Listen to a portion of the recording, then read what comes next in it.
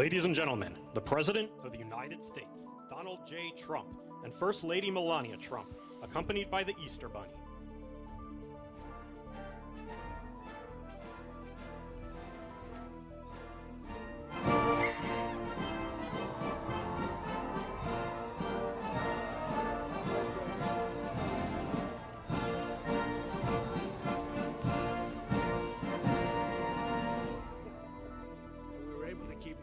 For about a day, which made it a lot better. So today is a very special day. It's a day where we celebrate Jesus. It's a day where we celebrate religion. And it's an honor to be the President of the United States. Our country is doing so well, like it has never done before. You'll see that very shortly. And things that we've done have not been done before. We've broken every record on the stock market. We've broken every record in our military. And what about the rescue that took place yesterday? What about that?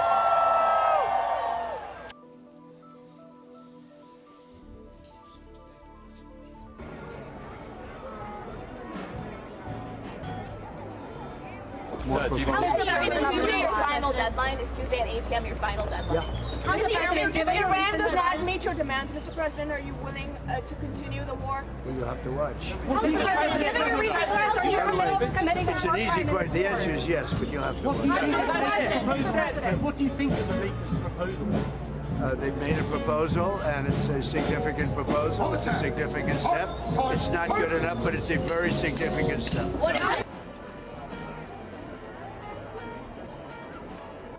He's doing really well. They're both doing well. You know, it was two, and we held off the one because if they would have known we had him, so we held off the one.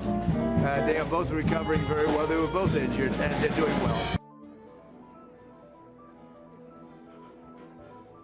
Stopping you from ending the war? Well, it could end very quickly, the war, if they do what they have to do. They have to do certain things. They know that. They've been negotiating, I think, in good faith. We've had total regime change. You know, the people there now are much more reasonable than the lunatics that you had in phase one and phase two. They were lunatics. The people that we're negotiating with now on behalf of Iran are much more reasonable. You can call it what you want, but I call it regime change, and I think most people are giving us credit for that. The first regime was taken out, the second regime was taken out. Now the third group of people that we're dealing with is not as radicalized, and we think they're actually much smarter. Why did you use such vulgar language in that Truth Social post? Only to make my point. I think you've heard it before. What do you say to Americans who are not a fan of the war?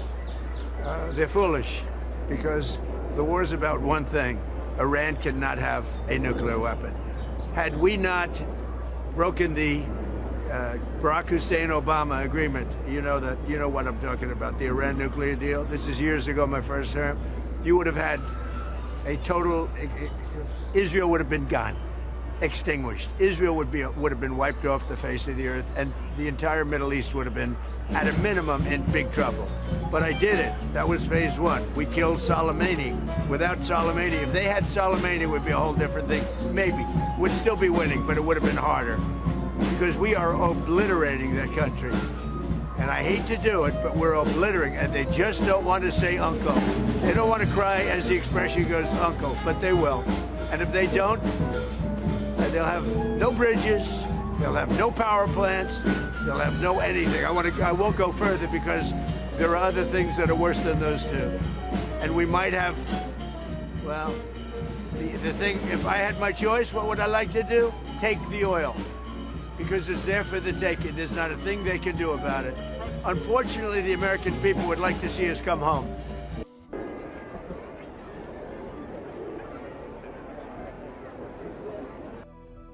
Let me just tell you, very fair question. The Iranian people, when they don't hear bombs go off, they're upset. They want to hear bombs because they want to be free. And the only reason they're not out protesting, you know that, is because they were informed that if they protest, like the wrestler and his friends, if they protest, they will be shot immediately. And that's an edict, that's in writing. If they protest, if they go out in the streets, they will be immediately shot. they don't have guns. You know, we sent some guns, but the group that was supposed to give, which I said would happen to my people, I said it, I called it exactly. We sent guns, a lot of guns. They were supposed to go to the people so they could fight back against these thugs. You know what happened? The people that they sent them to kept them because they said, what a beautiful gun, I think I'll keep it. So I'm very upset with a certain group of people, and they're going to pay a big price for that. But the Iranian people will fight back as soon as they know they're not going to be shot and as soon as they can get weapons. What she wants to say, Madam First Lady, can you tell us your message to children in France? Well, all of this is happening for their future, so they will be safe in years to come.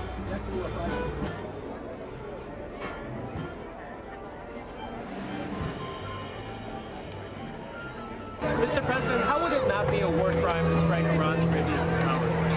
Because they killed 45,000 people in the last month, more than that. It could be as much as 60. They killed protesters, they're animals.